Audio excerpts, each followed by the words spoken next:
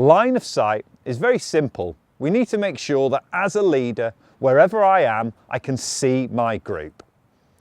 Often line of sight is quite straightforward if I think about positioning myself appropriately.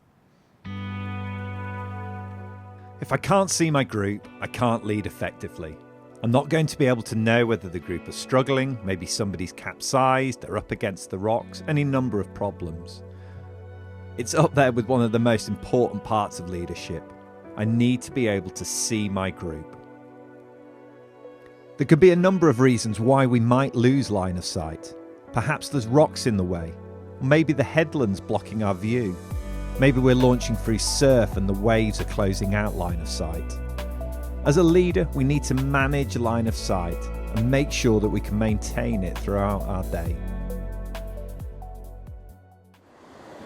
Here we can see a leader working to maintain line of sight with the group moving through this rocky coastline. The leader opts to bring the group through this more dynamic gap one at a time. By positioning themselves in the middle of the gap, they maintain line of sight with the group as they wait to come through, but also maintaining line of sight with the rest of the group whilst they wait for everyone else to come and join them in some deeper water.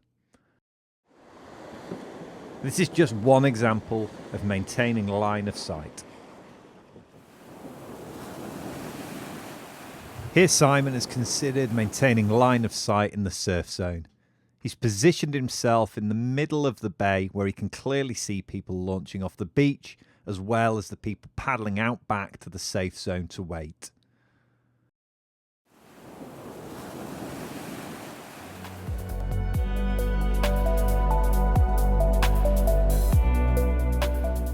We need to try and avoid losing line of sight as the group leader. We'll talk about this in later lessons and we'll keep referring back to it.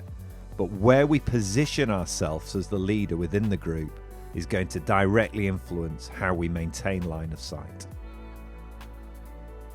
There may be brief moments throughout the day where we end up losing line of sight, but as mentioned, we want to avoid these. If we have to lose line of sight, we need to keep it as brief as possible and we need to be confident that the group are safe.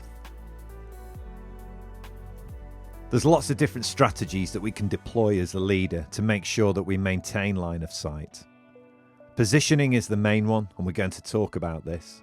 But there's other things that we can use, like mirroring, where we use a member of the group to mirror between us and the rest of the group, perhaps as we're going around the blind corner or a sharp bend in a rock garden. But there's simple things, like just looking around. As a leader, keep our head up, keep looking around at the group so we can see where they are. If we're leading from the front, make a point of looking over our shoulder so that we can actually see the group.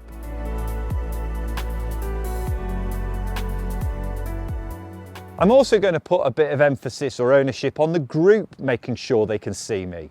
So rather than the leader doing the legwork all the time to make sure I can see the group, I'm going to encourage the group to make sure when they're out on the water, wherever they are, they're going to make sure they can see me.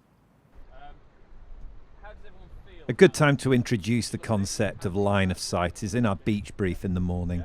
As mentioned, put some ownership on the group to try and maintain line of sight between you and them.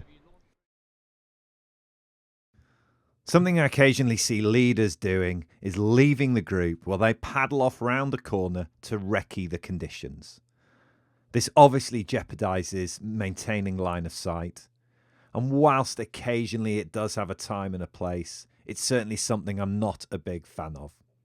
If we want to go and see what the conditions look like, we should be looking at safe ways that we can do this as a group.